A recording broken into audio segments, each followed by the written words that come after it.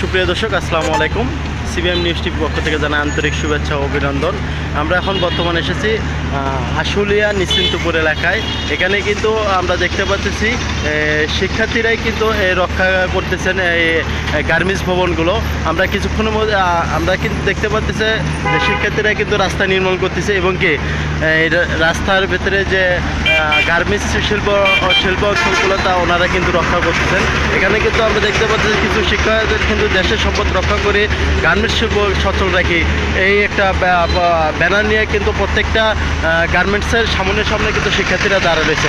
তবে আমরা কিন্তু এখন শিক্ষার্থীর কাছে একটু জানতে চাবো যে ওনাদের ওনারা বিজয় হওয়ার পরে ওনারা কিন্তু এই দেশের সম্পদ রক্ষা করার জন্য গার্মেন্টস শিল্পর সামনে কিন্তু দাঁড়িয়ে এসেছেন অনেক শিক্ষার্থীরা। আমরা শিক্ষার্থীদের কাছ থেকে আমরা কিছু কথা শুনবো। আসসালামু আলাইকুম ভাইজান। আচ্ছা, এই যে আপনারা যে দেশে দ্বিতীয়বার স্বাধীন করলেন, স্বাধীন করার পর আপনারা আজকে কিন্তু এই গার্মেন্টস শিল্প ধ্বংসের মুখ থেকে রক্ষা করতেছেন, এতে আপনাদের কেমন লাগছে একটু কিছু বলবেন?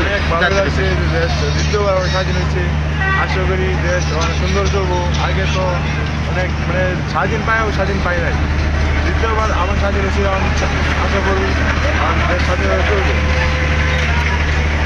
এই যে আপনাদের কাছে একটু প্রশ্ন করতে চাই যে এই যে আপনারা স্বাধীন করার পরে ধ্বংসলীলা খেলা যে শুরু করছে, এতে আপনারা কি মন্তব্য আছে আপনাদের?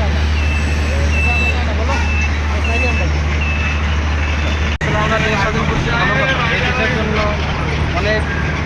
অনেকেই রক্ত দিয়েছে, অনেক প্রাণহানি হয়েছে। এখন এই প্রাণহানি যদি এখন কন্টিনিউ হতে থাকে, এই জন্য তো আমরা এই দেশটা স্বাধীন করি না। আমরা চাবো দেশে যাতে শান্তি শৃঙ্খলা বজায় থাকে, সেই জন্য সবাই সহযোগিতা এবং যে ধ্বংসলীলা যারাই করতেছে আমাদের অনুরোধ থাকবে তারা যেন এই কাজটা না করে।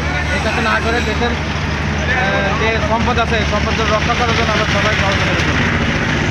ধন্যবাদ স্যারকে।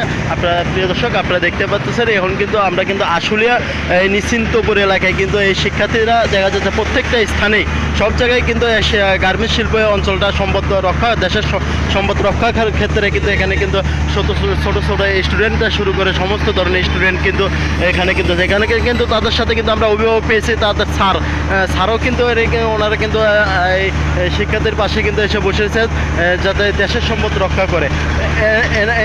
এদের কথা হচ্ছে আমরা দেশ স্বাধীন করেছি, আমাদের দেশ স্বাধীন করেছি ধ্বংসলীলা খেলার জন্য না, কিন্তু ধ্বংসলীলা যারা খেলতেছে তাদেরকে সাবধান করে দিতেছেন উনি যাতে এই ধ্বংসলীলা খেলা না হয়। প্রিয় দর্শক, সবাইকে জানাই সিবিএম নিউজ টিভির পক্ষ থেকে আন্তরিক শুভেচ্ছা অভিনন্দন। ধন্যবাদ।